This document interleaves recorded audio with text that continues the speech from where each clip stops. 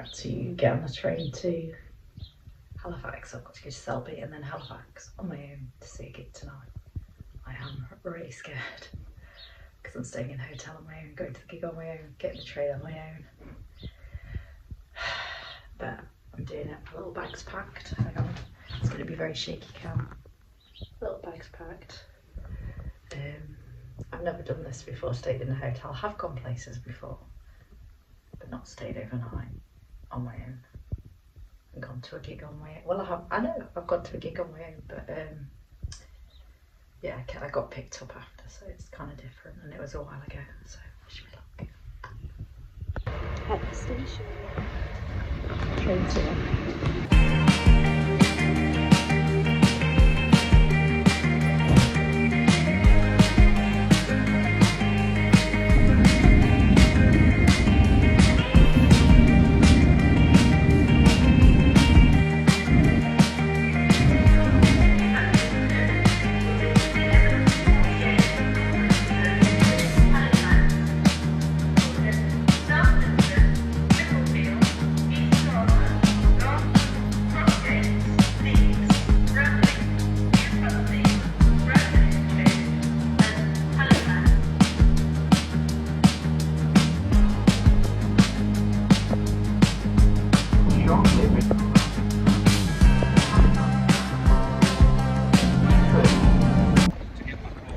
Made it to Halifax. I'm feeling very happy and good.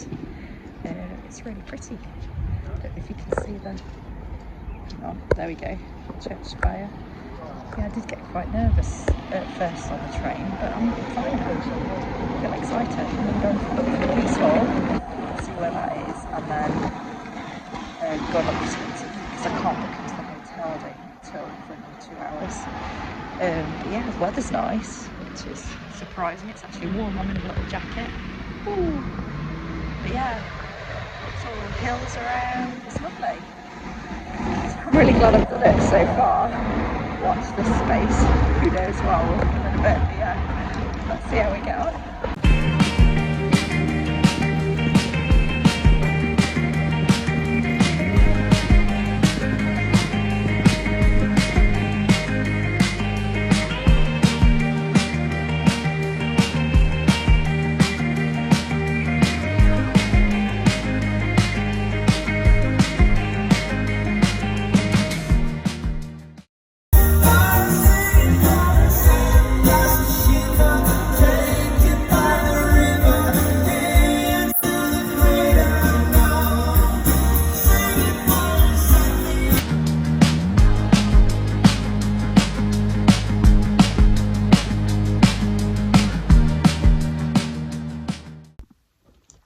Hello.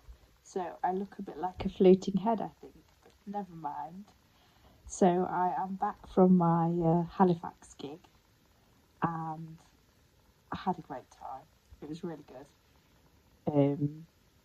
I was very nervous, as you've probably just seen beforehand, and my little speech in my hallway. I was very nervous, and then I got on the train and I got a little bit overwhelmed, which I wasn't expecting actually, but I did, and hyperventilated a little bit, but got my book out, started reading, and it went really quickly, like really, really quickly, and I don't think I really got nervous after that.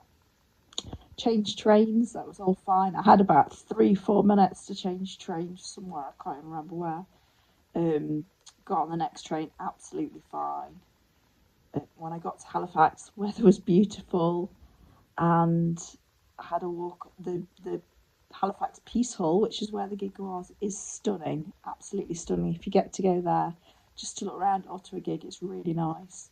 But my tip was, I didn't expect to be able to do this, but I was able to walk through the Peace Hall while they were setting the gig up, which is really unusual. It must have been I think I got to Halifax about 2 o'clock. The gig was opening at 6, but yeah, so I was able to walk through the venue, have a look round, which was lovely, because I think when you are nervous about doing something, knowing where you're going and having that prior knowledge, even just like where the loos are, I wanted to buy a record, so whether I could go and get my vinyl at the merch stand, I could see all that beforehand, which was wonderful. and I knew where I would be going. So that was brilliant. I went and got straight after that. I walked through another exit because the Peace Hall is obviously it's a square, so I went through a different exit.